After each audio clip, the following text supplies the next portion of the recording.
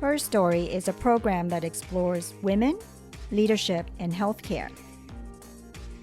Good afternoon. I'm Joanne Conroy, President and CEO of Dartmouth Hitchcock and Dartmouth Hitchcock Health, and welcome to Her Story, which is a conversation with women leaders about their careers. I'm really excited to have Kim Keck here. Kim is the President and CEO of Blue Cross Blue Shield Association. She spent 4 years at Blue Cross Blue Shield of Rhode Island, and prior to that, she spent 28 years with Aetna, serving in a number of leadership roles. So welcome, Kim. We're really glad to have you. Great to be with you. You've had an incredible number of leadership roles in health insurance industry. What prepared you to move up the ladder in such a kind of an industry that's pretty tough and really has faced a lot of change over the last 30 years that you've been in it? Well, thanks for the opportunity to speak today. You know, many things prepared me, but I'd start at sort of the fundamental basic place, which sounds a little boring, but was super impactful to me, if I could use that word. I happened to be brought up in a sort of traditional home in Rhode Island. And my dad was a small business owner. My mom was a stay-at-home caregiver. And so I had this really interesting blend of two really incredible influences in my life. My dad, as a business owner, sort of explicitly showed me, demonstrated, championed what it was like to build relationships, invest in relationships. He had this incredible work ethic. And he was successful in a way that was really subtle, but really important. My mom was even more influential in my life, and I don't really know that I had any idea what she was saying to me when she was giving me all this really interesting advice as a young person, because she grew up in the 50s and the 60s, and she really was ahead of her time in so many ways. But she was sort of expected to be a stay-at-home caregiver, and that's what she did. And yet she would always say things to me like, you can do whatever you want. And, you should do something that's interesting to you. And I'm like, of course I will. I don't know what you're talking about. And even as early as senior in high school, when I was thinking about becoming the manager to the football team, the high school boys football team, versus going out to do cheerleading for the same team, my mom's like, no, the manager job seems pretty interesting to you. And oh, by the way, while you're, in high school, why don't you take all those extra math classes? Because I think you're good at math. And I'd be like, okay. And sort of, she was really subtle in some of this, and I'm making it sound far more explicit than it was. But I really think back and reflect on all the ways she sort of nudged me to take perhaps a less conventional path for a woman, right? And one maybe she was unable to take. I just thought it was a normal path, but it's really incredible how she really influenced me. Just as an aside, what type of business did your father have? It was a family business. It was nothing to do with healthcare. It was construction, basically. But that was interesting in and of itself too, because my dad, it was actually several small businesses under the umbrella of construction. But the main business was something called sand and gravel concrete business.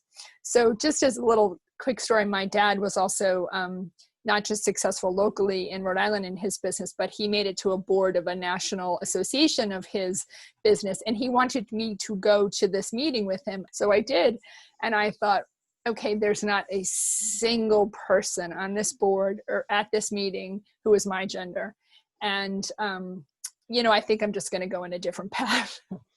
It is amazing how our parents shape us in very subtle ways. Probably the most important way was they basically said you can do whatever you want. Absolutely. It was incredible. Now, you alluded to a few kind of tough conversations or situations. When was the first time that you stepped out of what would be called the normal swim lane for a young woman, which often, when we were growing up was, there were less opportunities that were always presented to us? Maybe it's unfair to say this, but I do think growing up, becoming a math major and then a finance, to get my master's in finance, it wasn't completely unheard of course, that women would excel in those fields, or I didn't excel, but I actually took that path, but it was a little less common. So I felt a little bit reminded. And then again, when I actually took my career into finance, I just remember many, many times just being at tables with no women whatsoever. So I had a sense that it was a little bit unconventional. I think the first time I really remember being in a situation where I was explicitly the only woman and I felt a little uncomfortable, but was a time many, many years ago, and I was in finance and I was doing M&A. And I remember being on a telephone call on a probably Sunday evening, and it was a time when there weren't any such things as cell phones. And we did have a cordless phone, it was called, but the mute button wasn't really that accessible. And I remember locking myself in a closet because I was the only female on this call and just trying to conduct this call. And my 2-year-old at the time pounding the door, screaming, "Mommy!" And I remember thinking, okay, this is a little awkward, and having to deal with trying to find that mute button really fast and try to excuse myself from all the men to take care of something I needed to do. But it felt very different because I just felt not everyone was doing, had to pause and to do that, but I just had to do what I thought was right at the time. So you can actually really appreciate what a lot of our employees are doing right now as they're Zooming from home. I can't even imagine. So we're empty nesters now, but I have one of my associates, one of my direct reports, who has 3 children in 3 different schools with combinations of hybrid and in-person learning, with a spouse working, with an extra family member living in her home. So yeah. Now, let's talk about opportunities. So we say that women have to have both mentors, and we can talk about that in a little bit more detail, but also sponsors, people that put your name forward. Talk a little bit about the sponsors you think you've had, number one, and number two, the position or the opportunity that you stepped into that was maybe one that felt like a pretty large step, and how you actually embrace that and manage that. I absolutely was so fortunate to have an incredible sponsor in my career. And to this day, I try to channel what I learned from that particular person. So I was at a company called Aetna, and years ago, this is all public information, years ago, 20 plus years ago, the company at the time was losing $1 million a day, which was actually an incredible time in the company's history. Long story short, Joanne, I was responsible for managing the rating agency relations and getting capital markets, getting funding for the company. Mm-hmm. And when you lose $1 million a day, the rating agencies get really cranky that you can't pay your debt holders or pay your claims. And they demanded really to see the number 1 and the number 2 person of the company fairly frequently, so they could be assured that the company was going to survive and thrive, and it did. But during that time, I had the opportunity to work with who was then the number 2 person at Aetna. And he apparently saw something in me while I was in this finance function and said, I want to pull you out of finance and have you do something different because I think you have some capability of some kind. And he was very intentional and explicit. And he put me in a role that was well beyond my comfort zone. And it was very hard. And it started, I recall, really specifically on a Friday evening, and happened to be Good Friday. I'm not terribly religious, but I remember being in his office about 8 p.m. that evening. And he said, "Can we do all these analyses? And oh, by the way, can I get an update on Sunday?" And I thought, does he know that's Easter Sunday? It was hard. So that's, I guess, one point. But it was stretching me in ways, not just because of the time commitment, but stretching me in ways I had never imagined. I was well past my comfort zone. And it was the most learning I had ever done, even though I had at that time been at the company for probably over 10 years. So it was really an interesting pivot point for me. How did you manage that? I mean, there are both emotions as well as energy level.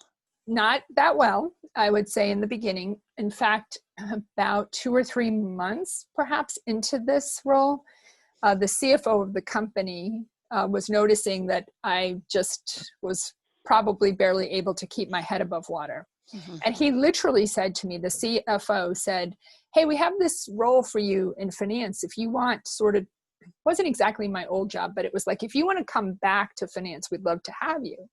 And I was like, "Oh, I would really love that." And the person with whom I was really working became the president at that point. And he said, "No way. There's no way you can go back. You are capable. You're going to succeed. We're going to help you succeed. And you're going to do bigger and better things, but you cannot go back." Which again was the best thing that I ever did. Is I continued to work for him for many, many years. And he was a true sponsor. He challenged me in so many ways. And I was so fortunate to learn so much about myself. I didn't think I had it in me to even survive, never mind thrive with him. Talk a little bit about how you develop relationships with people you report to and your peers. Women have historically said, we're excluded from some of the traditional relationship building. I had a great opportunity to sit in so many seats. And so I always felt as though I had lots of relationships on which to build. And I didn't even know they were there until I sort of were to call on these relationships, if you will. But one of them, Joanne, was when I was working for this president. I was a chief of staff, and which is sort of an interesting role because I was really responsible for no one, maybe. I think I had a staff of 1, but I was sort of accountable for everything. That's what it felt like anyway. So I had no choice but to build all kinds of relationships and collaborate with all kinds of people, because the then CEO expected me to drive results, to put an agenda together for the top 10 people of the company every other week for a full day of what are the most critical issues he thought discuss, and we'd had to staff them and drive them, and somebody would have to own them. And again, I had no staff. And I remember thinking at the end of that, a consultant who was working for the company said, "We want to write this chapter on this book we're writing on informal leadership, and we'd like you to speak about that." And I said, "Again, what are you talking about? I don't even know that term." And he said, "Look, you drive so much at this company, and you only manage this informal organization. There's no solid or dotted lines to you. You just sort of influence." I'm not quite sure, Joanne, how it happened, but I felt I had backing from someone who trusted me, and I didn't use power, authority, or title. I don't know that those are things I know how to use, but I just tried to find common ground to get things done. That is actually a great story about how you can actually use influence to be very effective. But also, it's a really interesting story about how a role that doesn't necessarily have a lot of FTEs or a big budget can actually teach you how to strategically think. It was fantastic on so many levels, from a content perspective, but from a leadership perspective. I had a first row seat, right, in watching a leader run a Fortune 100 company, and how he even thought about what was important. And even I remember so vividly, it was such an important gift. It was an incredible gift to me. He would stop at the end of the day in my office, my cubicle, and say, "How did we do today? What worked well today? What didn't work well today?" And the gift was that he was open to whatever I said.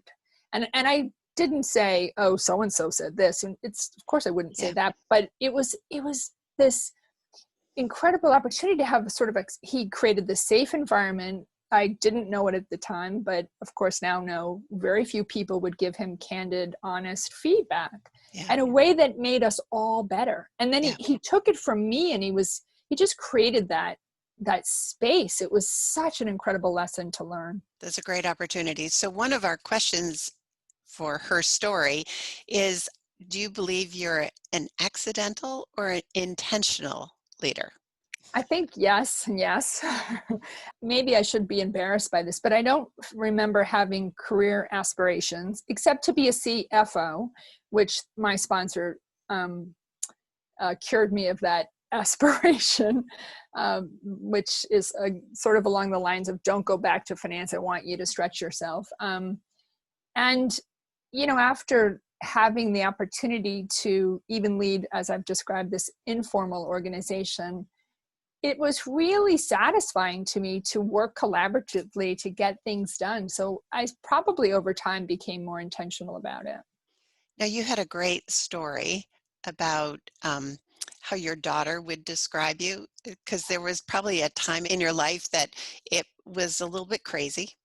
I had the great privilege of having a stay-at-home spouse, so I probably worked more than the average person, and maybe even the average woman who might have had a lot of demands on her time. And so I worked a lot.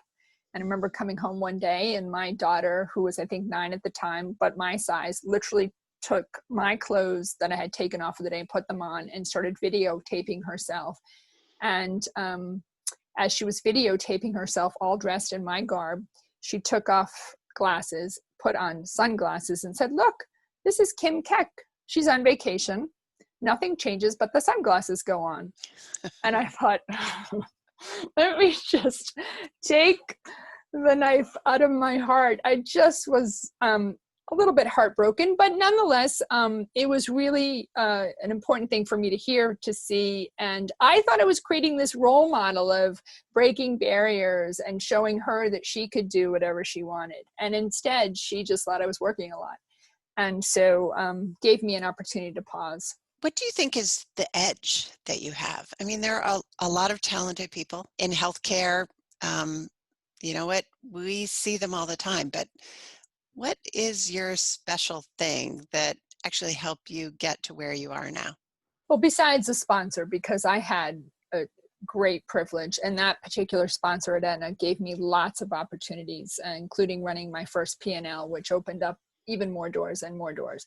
I think one of the things that I would say to anyone who is looking to build a career, to excel in a career, I guess, is be curious, ask a lot of questions, never stop learning. I can certainly drive people crazy with my curiosity. And I know as a CEO, sometimes my questions can come across as statements or directives or something like that. But I just thrive on learning, and I thrive on getting better. And for me, that seemed to work. Seeing the opportunity to make a difference, have an impact, drive results was just something always interesting to me. You know, there is probably a great opportunity for people that know how to hold themselves and other people accountable. So moving into your new role, it is really the head of the Blue Cross Blue Shield associations across the country, and working with a lot of powerful people and some other women.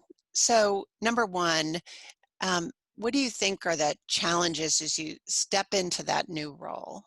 Number two, how are you thinking about diversity, both racial and gender, when you actually walk into those boardrooms? Because there's been a pretty significant conversation over the last few years about how diversity makes us better, but we're not as diverse as we should be. I think that is true.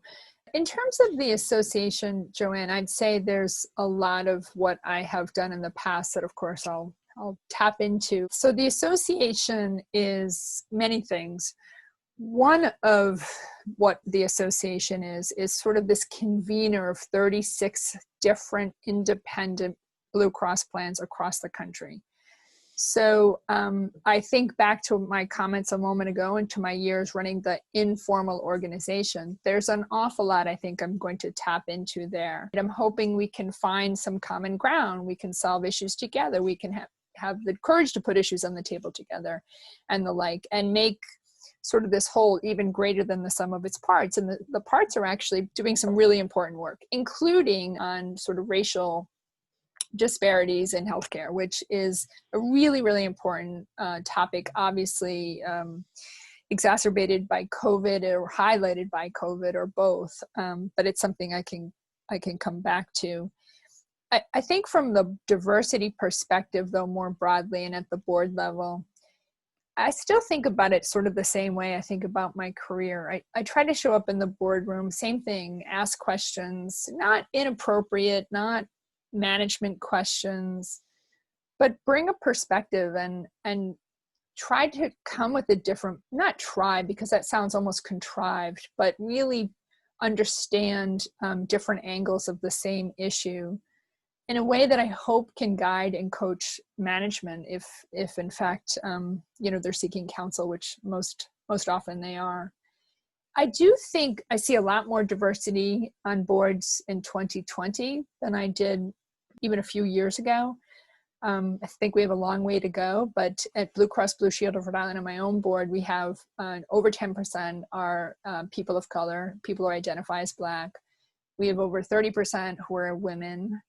So we're making some headway. And at the association board, we have, I believe, 7 women out of 36, and now maybe 4 men who I think identify as African American. So slowly we are making changes with respect to the representation component, but we have at the Blue Cross Blue Shield board, I think, lots of diversity of experience. It is a time in the country where leaders who provide health insurance, leaders who provide care, leaders that set health policy have got to figure out how to get to the table together. And it is really going to be a new era. As a woman leader, how do you define success? I think twofold, people and outcomes. I want to make a difference. And I, if I go way back to my math and finance major, I tend to be a little bit more results oriented. And so it's not the results per se, although that is a component of it. But to me, it's how I achieve those results, right? We have at Blue Cross Blue Shield of Rhode Island, as many companies do, 2 sort of ratings of how we think we rate ourselves in terms of leaders, what we achieved and how we achieved it. Mm-hmm. So I want to be sort of measured on both of those things. And how we achieve things, to me, is all about the values that we lead every day. I call them sometimes values in action, right? Not just that we say that we act with integrity and that we collaborate, because almost everyone says they do that, and most people do. But we have put into place at Blue Cross of Blue Shield of Rhode Island more specific accountabilities or expectations of leaders, like assume positive intent, like have the courage to put the issue on the table together, make accessible what you know. I hope to be considered successful by not just what I've accomplished, but how I've accomplished, and that other people lead by these values in action or these expectations, that they inculcate them into their own leadership styles. So that speaks to something you're very passionate about, which is actually giving back to people in the organization in terms of mentoring, sponsoring people. As you move into this new role, how do you envision continuing that and maybe amplifying that?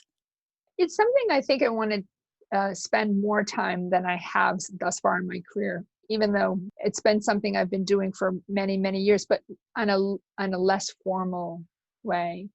So I have spent a lot of my discretionary energy meeting with all kinds of people, not just women, but people in their careers. Particularly when I was at Aetna for many years, people used to say, I don't know how to get things done at this company. Could you help guide? I don't know that I ever gave any secrets away, but it's just helping people, again, understand other people and what makes them tick and how cultures work and things like that. Even one of the things I've done in some of my spare time is try to guide and coach. My daughter's 22. She has a lot of friends her age who are looking to start their careers, and they seek a lot of my advice. One of my daughter's friends is an engineer, and she is working with all men, and her first call to me was, how do you fit in? How do you get a seat at the table? What if everyone golfs and I don't? And I thought, wow, those are questions I asked myself 30 years ago.